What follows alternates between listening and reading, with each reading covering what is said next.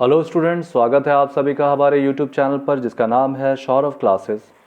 आज मैं मध्यकालीन भारतीय इतिहास से काफ़ी रोचक व महत्वपूर्ण विषय इंडो इस्लामिक स्थापत्य कला इस विषय को लेकर उपस्थित हुआ हूँ। तो चलिए शुरू करते हैं। इंडो इस्लामिक स्थापत्य कला का वर्णन करें। भारत में इंडो इस्लामिक स्थापत्य कला की शुरुआत भारत में मुसलमानों का आधिपत्य हो जाने के बाद शुरू हुआ। दरअसल इस्लामी तथा भारतीय स्थापत्य कला की अलग अलग विशेषता थी, लेकिन आगे चलकर इन दोनों संस्कृतियों के समन्वय से विशिष्ट कला का उदय हुआ, जो वर्तमान में अपनी खूबसूरती बिखेरता है। भारत में प्रारंभ से ही स्थापत्य कला शैली विकसित थी, जिसकी सुसंगठित गरिमा दक्षिण के मंदिरों में प्रत्यक्ष है। इस स्थापत्य की अन्य विशेषता शिल्प सौष्ठव तथा अलंकरण पद्धति और विषयों की विविधता है, जो दक्षिण के मंदिरों में झलकती है। ये अलंकरण अधिकांशतः प्राकृतिक रूप में थे।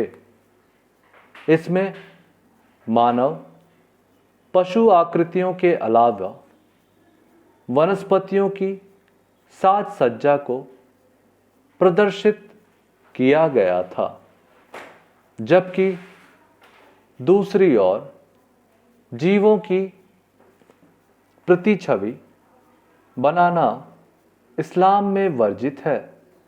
अतएव इस्लामी कारीगरों को अपनी कृतियों की सजावट में अन्य उपायों का सहारा लेना पड़ता था।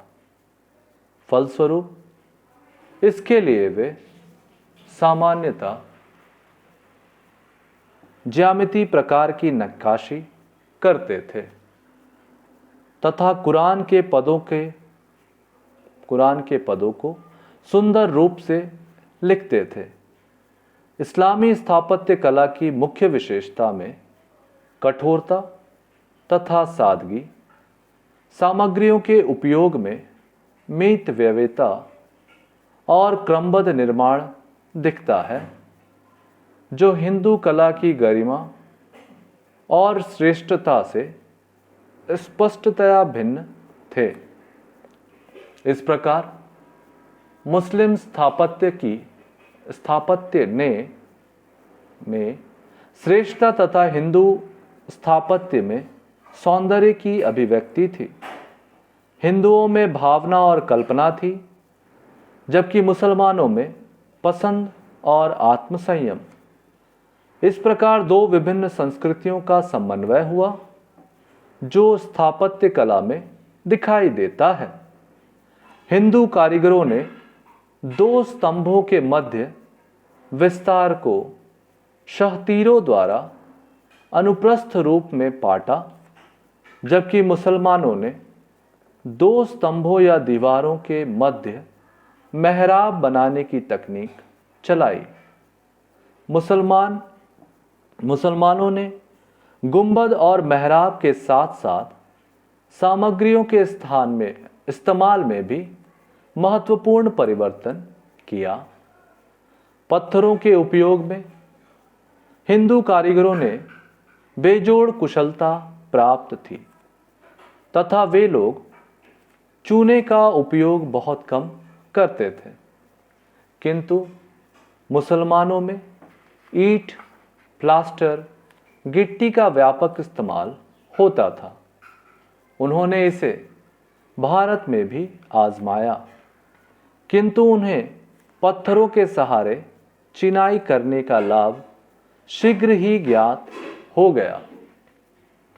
मुस्लिम विजेताओं को स्थापत्य निर्माण के लिए हिंदू कारीगरों को ही रखना पड़ता था, जो अपने मालिकों के द्वारा निर्देशित कला के अनुसार निर्माण करते थे।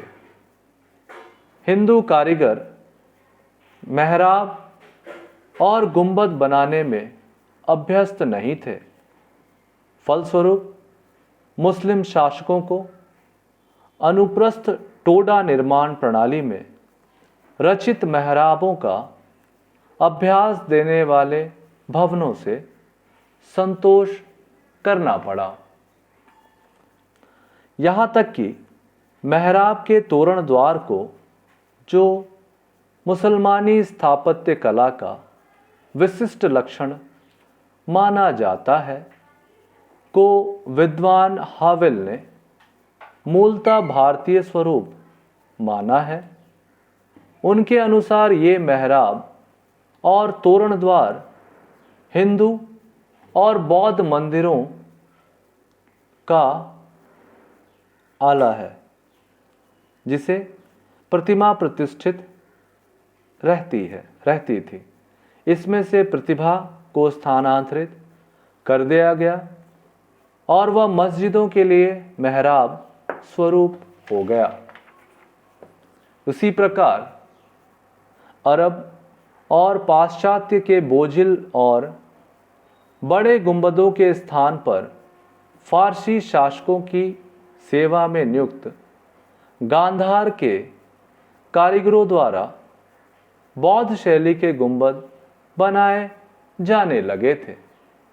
अरबवासी गुंबदों पर नुकीला छड़ लगाया करते थे, किंतु भारत में मुसलमान हिंदू और बौद्ध प्रभाव में आकर उनके स्थान पर कलश और कमल पुष्प का इस्तेमाल करने लगे। दो शैलियों के समन्वय के पीछे यह तत्व निहित था कि आरंभ में विजेताओं को महल, मस्जिद और मकबरे के निर्माण के लिए अपने द्वारा तोड़े गए हिंदू और जैन मंदिरों की सामग्रियों से काम चलाना पड़ा था।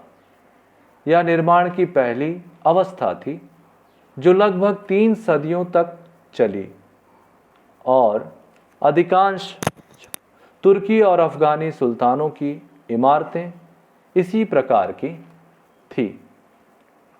दूसरी अवस्था 1316 में अलाउद्दीन खिलजी की मृत्यु से प्रारंभ होती है, जबकि केंद्रीय सत्ता निर्बल हो गई थी और प्रांतों के गवर्नर प्रायः खुदसर हो गए थे।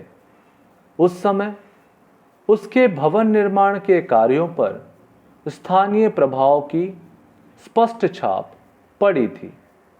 यह शैली जो 1526 में मुगलों के आगमन तक प्रचलित रही।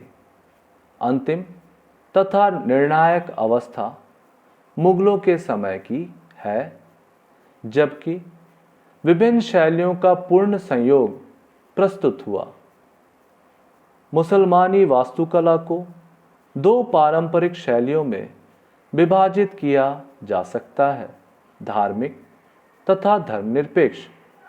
मस्जिद और मकबरे पहली श्रेणी में है, किंतु मकाने, महले, दुर्ग, नगर द्वारों तथा बागों को धर्मनिरपेक्ष निर्माण की श्रेणी में रखा जा सकता है।